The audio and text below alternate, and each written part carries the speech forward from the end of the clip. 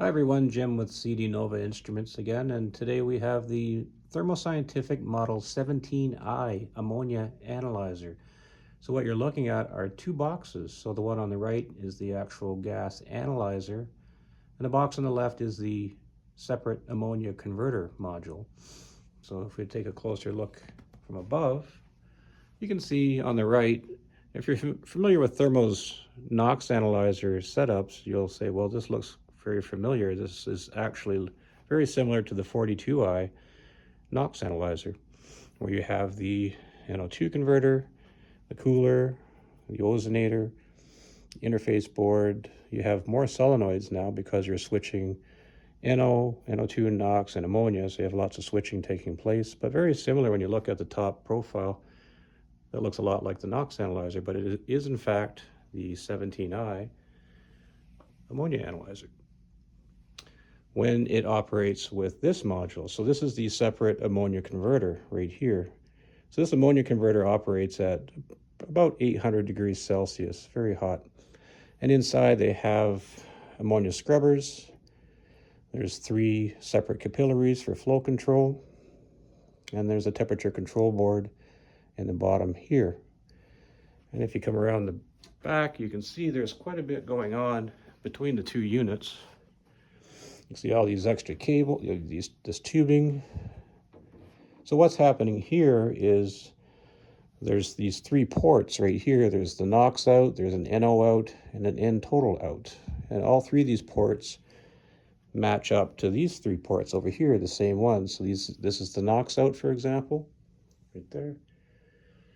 And that goes to the NOx in. And the same for the other 2. There's the NO out, and that will go to the NO in. And the Ntotal out line will go to the Ntotal in line.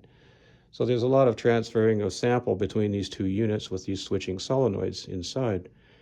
Also, there's this cable which connects between the ammonia converter and all the way over to the back of the 17i analyzer. That's an umbilical communications cable. It's needed to control the temperatures. Inside of here, there's the ammonia temperature and the heated block capillaries as well.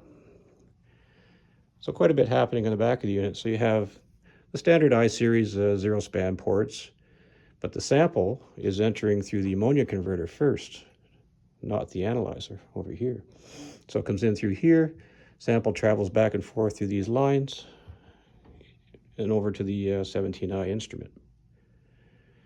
On the back, the communications, standard I-series communications, you've got the serial ports, Ethernet port, you can have analog voltage outputs. If you've got the I/O expansion, you can have 4 to 20 milliamp outputs. But you can see you've got extra cooling fans to deal with. You've got the standard, the cooling fan, the instrument cooling fan, and there's a cooling fan on the back of the ammonia converter as well. So both of these are 19-inch rack mountable, so you'll need extra space in your instrument rack. You'll stack one above the other. And coming back around the side, it has the same I-series motherboard, same power supply as the I-series.